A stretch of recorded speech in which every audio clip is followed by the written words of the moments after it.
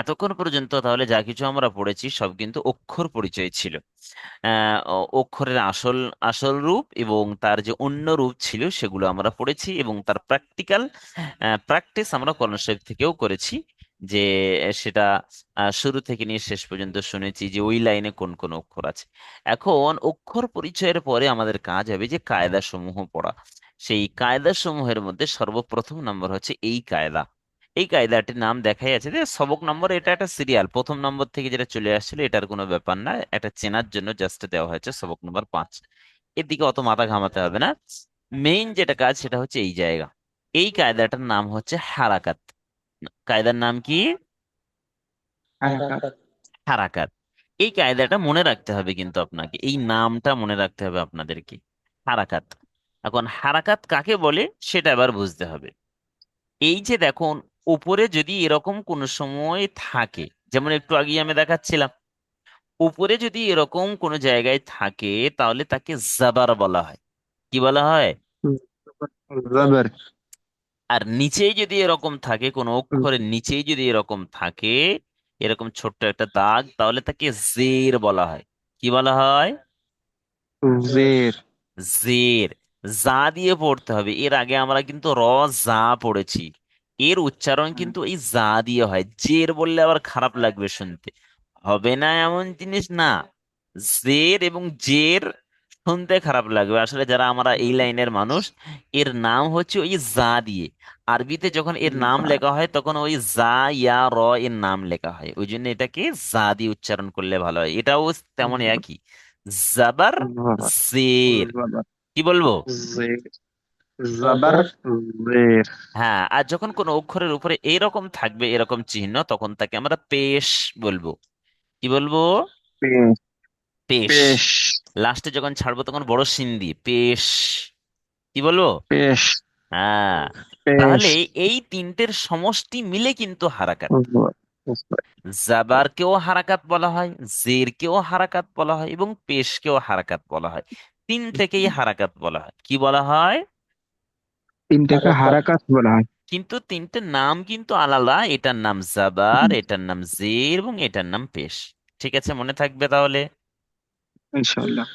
এখন কোন অক্ষরের উপরে যদি এর পরবর্তীতে একটা সবক আসবে যেখানের মধ্যে এরকম দুটো দাগ থাকবে, এখানে একটা দাগ আছে বলে সেই জন্য এক জাবার বলা হচ্ছে একে। কি বলা হচ্ছে? জবর। এই সবকের মধ্যে দেখেন তিনটে পয়েন্ট লেখা আছে, এই তিনটে পয়েন্ট আমাদেরকে মুখস্থ করতে হবে। প্রথম নম্বর পয়েন্ট হচ্ছে এই এক জাবার, এক জের ও এক পেশকে হারকাত বলে। এইখানে দেখুন একটা করে লেখা আছে। এরপরে কিছু দূর যাওয়ার পরে কিছু 8 নম্বর সবকের মধ্যে মনে হচ্ছে আছে এই দুটো জাবার, উপরে দুটো এরকম দাগ থাকবে, নিচেই দুটো এরকম দাগ থাকবে, উপরে দুটো এরকম গোলাকার থাকবে। সেই জায়গায় তখন বলা হবে দুজাবার, দুজের এবং দুপেশ। যেহেতু এখানে একটা করে আছে সেই জন্য বলা হচ্ছে এক জাবার, এক জের ও এক পেশ। বুঝে এসছে জিনিসটা তাহলে? জি জি। তাহলে এই লাইনটা আমরা এইভাবে মুখস্থ করব: এক জাবার, এক জের ও এক পেশকে হারকাত বলে। আপনারাও একবার বলে নেন। এক জবর, এক জের ও এক পেশ কে হারাকাত বলে। ঠিক আছে, আমরা প্রথমে একবার করে দেখে নিই, তারপর ইনশাল্লাহ ফাইনালি মুখস্থ করব। এটা হচ্ছে প্রথম নম্বর পয়েন্ট। দ্বিতীয় নম্বর পয়েন্ট হচ্ছে দেখেন, হারাকাতের উচ্চারণ তাড়াতাড়ি করতে হয়। হারাকাতের উচ্চারণ কিভাবে করতে হয়? তাড়াতাড়ি করতে হয়। হ্যাঁ, হারাকাতের উচ্চারণ তাড়াতাড়ি করতে হয় যেখানে তার এর উল্টো একটা জিনিস আসছে যে টান দেওয়া নিষেধ। অটোমেটিক্যালি যে জিনিসটা আমরা তাড়াতাড়ি পড়বো সেটা কিন্তু টান দেওয়া চলবে না, তাহলে এটা অটোমেটিক চলে আসছে এই জিনিসটা, তাই না? জি। আর এর উল্টো যে জিনিসটার মধ্যে টান হবে সেটা কিন্তু আবার তাড়াতাড়ি পড়া যাবে না। তার মানে যেখানে হারাকাত হবে সেখানে টান দেওয়ার জায়গা থাকবে না, আর যেখানে টান দেওয়ার জায়গা থাকবে সেখানে হারাকাত হবে না। বুঝে এসছে তাহলে? আর একবার বলুন হুজুর। বলতে চাচ্ছিলাম যে হারাকাতের উচ্চারণ তাড়াতাড়ি করতে হয়, যে জায়গায় হারাকাত থাকবে সেই জায়গায় টান দেওয়া যাবে না। একেবারে সহজ। জি। এবার আমি কোরআন শরীফের মধ্যে আপনাদেরকে দেখাই। মনে করেন এই যে আলিফের উপরে হারাকাত আছে, আলিফের উপরে কি আছে? একটা জাবার এসেছে না, একটু জবর। আগে দেখালাম। হুম। আলিফের উপরে তাহলে কি এসছে? জবর। জাবার এসেছে। আর জাবারকে হারাকাত বলা হয়। তাই না? হুম। জি। হারাকাতের উচ্চারণ কিভাবে করতে হয়?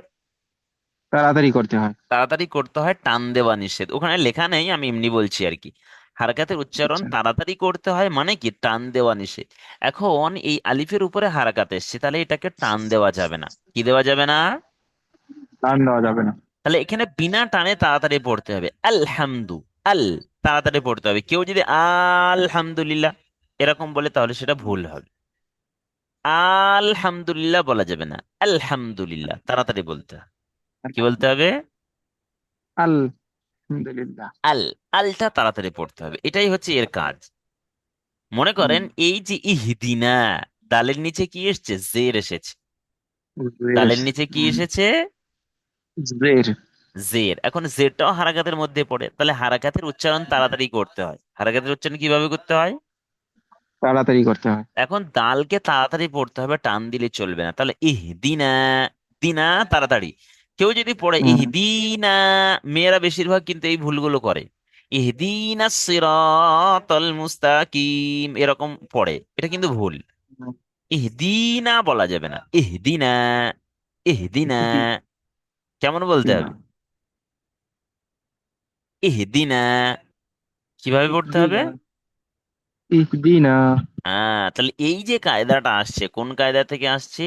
আমরা এই যে কায়দাটা পড়ছি, এই কায়দার ভিত্তিতে কিন্তু আমরা পড়ছি। আমরা কিন্তু নিজেদের মাথা লাগিয়ে কিন্তু এরকম কাজ করছি না যে নিজের খুশি তাই এরকম পড়ছি।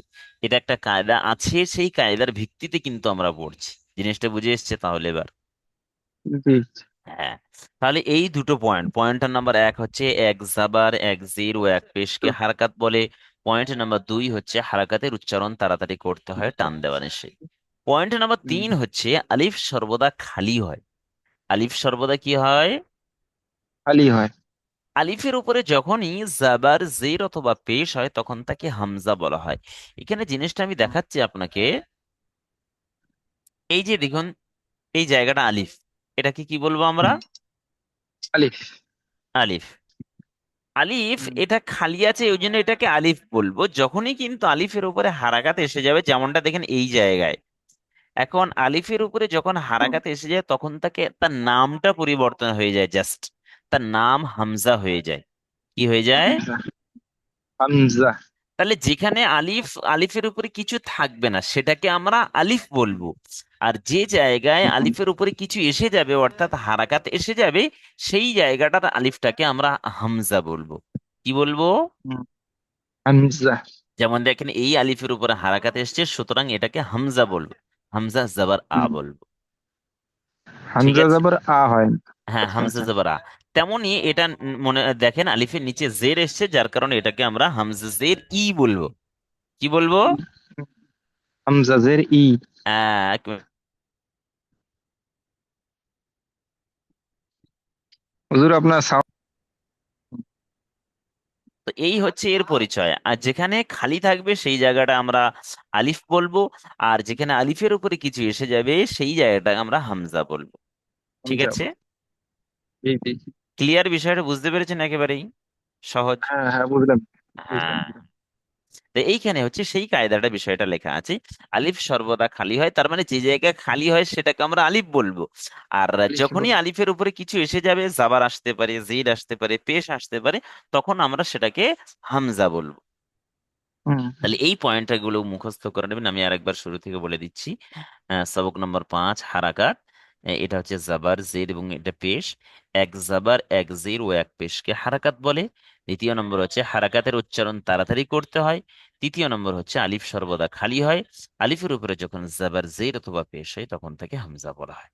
এবার যেহেতু হারাকাত দেখানো হলো, এবার এখান থেকে হারাকাতটা দিয়ে প্র্যাকটিস করানো হচ্ছে। পুরোটা দেওয়া নেই, যদিও আলিফ থেকে নিয়ে দাল পর্যন্ত দেওয়া আছে, কিন্তু যেহেতু এর আগে আপনারা আলিফ থেকে নিয়ে ইয়া পর্যন্ত মুখস্থ শুনিয়েছিলেন, দাল পর্যন্ত যদি পড়তে পারেন তারা ইয়া পর্যন্ত নিজে নিজে একটু পড়তে পারবে, পড়ে নিতে পারবেন। এই কিতাবটা বেশি বাড়ানো হয়নি, তার কারণে ইয়া পর্যন্ত একেবারেই সহজ, নিজে নিজে পড়তে পারবে। যে আলিফ থেকে নিয়ে দাল পর্যন্ত পড়তে পারবে সে বাকিটুকুও পড়তে পারবে, সেই জন্য এখানে দেওয়া হয়নি অতটুকু আর কি। তাহলে এটাকে আমরা এইভাবে পড়বো, হামজা জবর আ। কি বলবো? হামজা জবর আ। বা, জবর বা। বা জবর বা। তা জবর তা। তা জবর তা। তা জবর সা। সা জবর সা। জিম জবর জা। জিম জবর জা। জিম না বলে জিম, চেপে জিবে এর মাঝখানটা উপরে তালুতে গিয়ে ঠেকবে। জিম। জিম হ্যাঁ, এবার হয়েছে। জবর জা। জিম জবর জা। জিম জবর জা। হা জবর হা। হা জবর হা। খ জবর খ। খ জবর খ। দাল জবর দা। দাল জবর দা। হ্যাঁ, এইভাবে তারপরে যে অক্ষরগুলো আছে নিজে নিয়ে একটু পড়ে নিলে হয়ে যাবে। জাল জবর জা, র জবর র, জা জবর জা, সিন জবর সা, শিন জবর শা, স জবর স, জদ জবর জ, এইভাবে নিয়ে শেষ পর্যন্ত ইয়া জবর ইয়া পর্যন্ত, একেবারেই সহজ। বিষয়টা বুঝে হুম, এসছে? তাহলে জি এই জি জি। জিনিসটা একটু প্র্যাকটিস করুন। ইনশাল্লাহ প্র্যাকটিস হয়ে গেলে তারপরে এখানে তো এক অক্ষর এসছে, তার পরবর্তী দু অক্ষর আসবে, দু অক্ষর কিভাবে পড়তে হয় সেটাও দেখানো হবে, তারপরে তিন অক্ষর আসবে, অর্থাৎ তিনটে পরস্পর অক্ষর থাকবে এবং প্রত্যেকের উপরে জাবার থাকবে, সেটাও ইনশাল্লাহ পড়িয়ে হুম, দেখানো হবে। প্রথমে এই যে হুম, সমস্ত কায়দাগুলো বলা হলো ওইগুলো মুখস্থ করে নেওয়া যাক, তারপর ইনশাল্লাহ আগে বাড়বো আবার। ঠিক আছে ইনশাল্লাহ। ইনশাআল্লাহ।